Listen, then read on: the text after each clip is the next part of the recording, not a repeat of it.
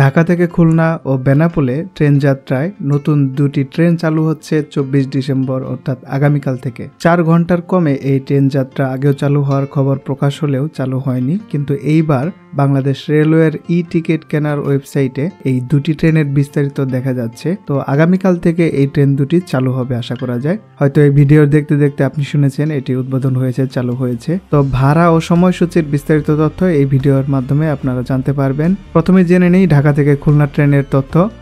এই ট্রেনের নাম হচ্ছে জাহানাবাদ এক্সপ্রেস। ঢাকা থেকে রাত 8টায় রওনা হয়ে খুলনায় পৌঁছাবে 11টা 45 মিনিটে। ঢাকার পর ভাঙা জাংশন হয়ে এরপর কাশিয়ানী, লোহাগড়া, নড়াইল, সিঙ্গিয়া, নোয়াপাড়া স্টেশন হয়ে সবশেষে খুলনা পৌঁছাবে। 3 ঘন্টা 45 মিনিটের যাত্রায় খরচ পড়বে শোভন চেয়ারে 445 টাকা, স্নিগ্ধায় 851 টাকা, এসি সিটে 1018 টাকা।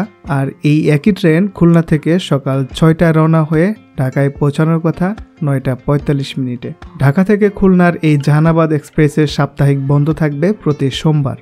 আরেকটি নতুন ট্রেনের তথ্য হচ্ছে রূপসী বাংলা এক্সপ্রেস, যার নাম চলবে ঢাকা থেকে বেনাপোল। ঢাকা থেকে সকাল 10টা 45 মিনিটে রওনা হয়ে বেনাপোল পৌঁছাবে 2টা 25 মিনিটে। এই লাইনেও ঢাকার পরে ভাঙা জাংশন হয়ে কাশিয়ানী, তারপর নড়াইল, তারপর যশোর এবং সবশেষে বেনাপোল স্টেশনে পৌঁছাবে রূপসী বাংলা এক্সপ্রেস।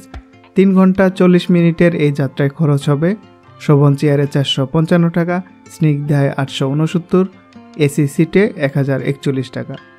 এই রূপসী বাংলা বেনাপোল থেকে দিনের বেলায় 3টা 25 মিনিটে রওনা হয়ে ঢাকায় পৌঁছাবে 7টায়। এই ঢাকা বেনাপোলের এই রূপসী বাংলা এক্সপ্রেসের সাপ্তাহিক বন্ধও থাকবে প্রতি সোমবার। এই নতুন দুটি ট্রেনের তথ্য চাইলে অন্যদের সঙ্গে শেয়ার করতে পারেন। ভিডিওটি ভালো লাগলে লাইক দিতে পারেন। আর আপডেট তথ্যগুলো আমাদের যাত্রাপথের ওয়েবসাইটে এবং এই ভিডিওর ডেসক্রিপশন বা কমেন্টে পেয়ে যাবেন। আপনাদের কাছে কোনো আপডেট থাকলে কমেন্টে লিখতে পারেন। এই ভিডিওতে এই পর্যন্তই। সবাই সুস্থ থাকুন, ভালো থাকুন। আর এই চ্যানেলের পরের ভিডিও দেখার আমন্ত্রণ রইল। বাই।